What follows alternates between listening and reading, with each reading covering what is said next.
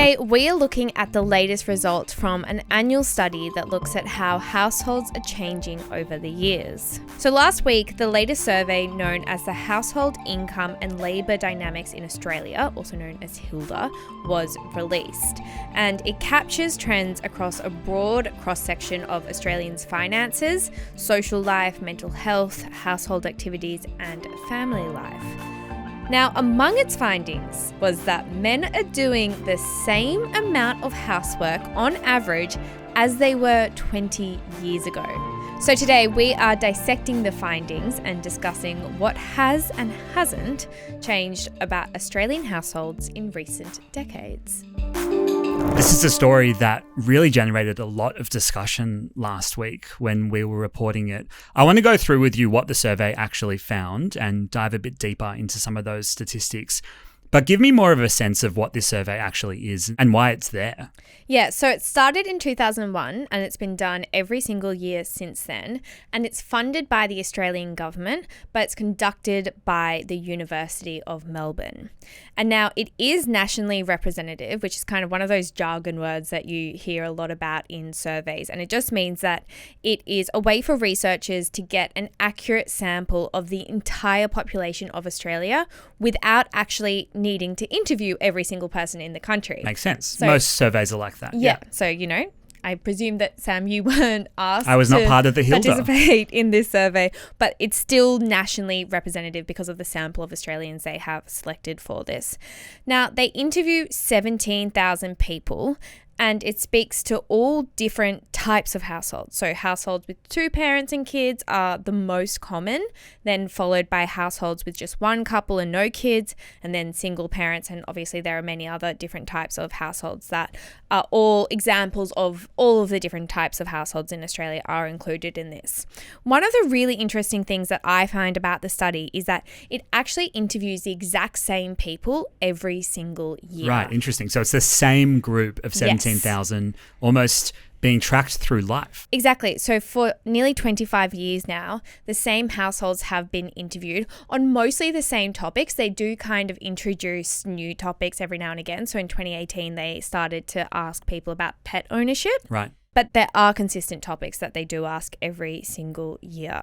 And they say that the idea of that is that the study can, in theory, go on indefinitely. It can go on forever because they won't just interview the initial sample members, but then also their kids and their grandkids. And so it's kind of one of those things that we could be talking about this, not you and I, Sam, but people could be talking about this in hundreds of years. Yeah, exactly. But it's also why they can then get some of those really interesting findings about social change. Yes. And then controlling the same group of people means that we can come out with findings that are, what has changed in 20 years and say it with a lot of confidence. Exactly. Okay, so we have this study that has, this annual tracking of how these 17,000 Australians, a nationally representative sample, are behaving. And I think the biggest thing that's come through, at least on TDA's social channels, is the findings on housework. So let's talk about that first. Yeah, it was the focus when it came out last week. So as I mentioned at the top, we found that men are doing the same amount of housework on average as they were 20 years ago. So this is things like cleaning and cooking. And so men are doing roughly 13 hours of housework every week, while women are doing about 18 and a half hours. Although that has actually decreased since 2002, the number of hours that women are spending on housework. So women were doing about 24 hours of housework in 2002. Now they're doing about 18 and a half hours. But that just means that, I guess, less housework is now being done. I was about to say, if men aren't doing more. If men aren't filling the void, then that just means that the dishes are a bit dirtier in the sink. Exactly.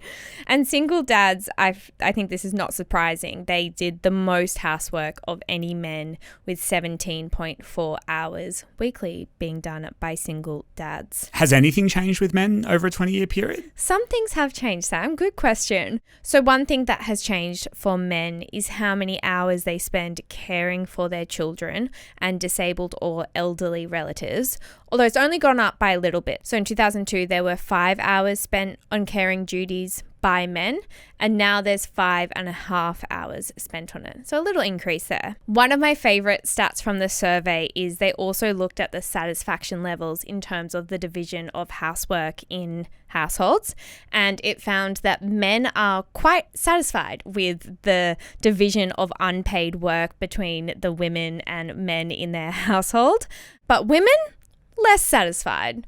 Are you following? Does that make sense? Okay, I'm following. Yep. So some interesting kind of attitude angles to this. Yeah, so men satisfied with the division of labour where they are doing less housework than the women.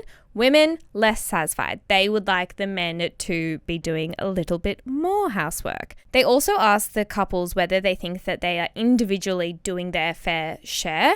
And it found that majority of men do believe that they are doing the fair share of housework, whereas most women believe that they are doing significantly more than their fair share. Which is surprising to consider there's that, I don't know what you'd call it, an expectations gap or a kind of a setting and meeting expectations gap because of the progress in this conversation and the evolution over the last 2 decades.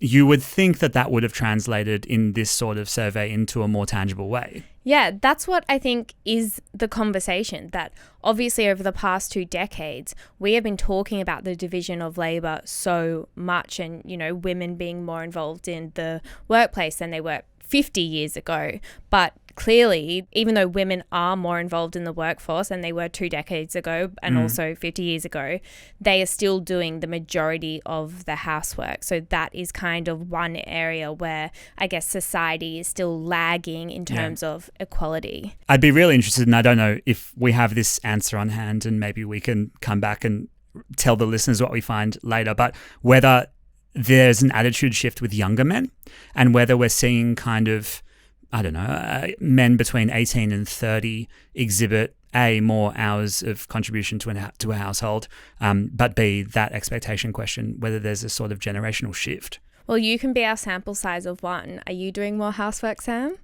Than I was 20 years ago? Absolutely. No, but are you doing more than your wife? No, absolutely not. I was going to say, but what I know about your household, she's doing more than you. Yeah, and I think that probably if I was to be asked whether I thought I was doing enough, it would be a big fat no.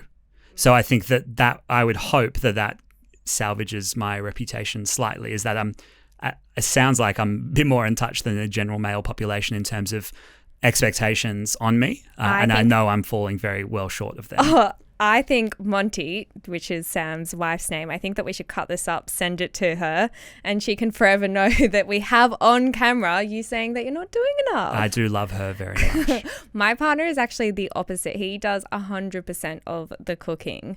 So these findings aren't quite representative for me. And if we did the findings on what it was like here in the TDA office, then I think it would be recognised that I clean your desk a lot of the time. And your desk is single-handedly bringing down the cleanliness qualities of this workplace. That is also true. But back to the survey. Let's stick to it. What did it find about families? Hi, I'm Zara. I'm the co-founder of the Daily Aus, and we started this company because we think news can be done differently. If you agree, you can hit subscribe. It's the best way to help us grow. Now, back to the video. It found, so specifically on single parent families, it found that they are struggling the most and that they have been hit hardest with the rising cost of living, particularly in recent years. So single parents have seen a 76% increase in childcare costs per child per week. And that's different to families with 2 parents. They've seen about a 50% increase. And we can expect that that's going to play a role in the election that we've got coming up on a federal level. Childcare policy is always part of the equation in a federal context. But there was also a finding that I found really interesting about 1 in 4 single-parent families live in poverty. Yeah. And I thought that was quite a shocking stat for a country where the image of Australia that we like to project and think about is not one where you've got 25% of single-parent families living below the poverty line. Let's now turn to one other group before we wrap up today, and I want to talk about young people. What are the specific trends that you think are important in terms of Australia's youth? Yeah, I think the biggest thing that stood out to me about young people in this report is the prevalence of loneliness. Right. So HILDA found that loneliness is particularly prevalent among young people aged between 15 and 24. And that share of lonely individuals between that age group specifically was increasing for about a decade before 2020, but then it completely accelerated once the pandemic did hit. So in 2020, about 1 in 4 young people said that they were lonely, and that has stayed at similar levels in the years since. Despite the fact that there's not those physical barriers of being able to, we can go out of our house whenever we want. Yeah, so we saw this exponential increase in the number of young people feeling lonely during the pandemic, and it has stayed there despite, like you were just saying, those restrictions that came in during the pandemic lifting. Interestingly, just staying on loneliness, it said that none of the other age groups saw a similar increase in loneliness prevalence. So it was only in young people that we saw that. And actually, older adults even saw a decrease in the share of lonely people. And that's part of a global trend as well. I mean, we've covered loneliness studies that have been US-based, and the warning from the US Surgeon General that loneliness is the kind of epidemic of our time, particularly for younger populations. And Australia is clearly not exempt from that. Also, just quickly, in terms of a gender divide, it found that females are more likely to become lonely than males. I think there's a lot of work to be done in this loneliness space, and there are new projects from almost every university in Australia around loneliness, the psychology of loneliness. But I think this highlights that clearly there are things that we're still trying to figure out and answer around how to A, prevent it, and B, help people move through it. We often talk about the loneliness epidemic, particularly among young people, and I can never talk about it without mentioning Eleanor Oliphant, which is my favourite book of all time. Are you familiar with it, Sam? No. Oh, it's called Eleanor Oliphant is Completely Fine, and it follows the story of a woman who experiences severe loneliness, and it's just a beautiful book, and it really provides, it's fiction, but it provides really captivating insights into the mindset of an extremely lonely person. It's a beautiful book. You'll cry and laugh all in one sentence. It's just beautiful. I don't know if I've got time to read with all of my increased housework duties that I'm going to do to make sure that when we sit here this time next year, I can say very firmly that I've lifted my game. Billi, thank you so much for taking us through those findings. They're fascinating and gives us an interesting snapshot into the state of Australia. And thank you for joining us on the Daily Aus this morning. If you feel like you haven't done quite enough housework, I've got the way to make you feel better. You can follow, like, or subscribe this podcast. Watch the logic there? Not quite sure. I'll have to tell you next time, but it does help independent media, and if we can make one of us in this conversation feel better, then you don't feel that good about the housework. We feel good about growing our little company. So thank you so much for joining us today. We'll be back in the afternoon with your headlines. Have a good one.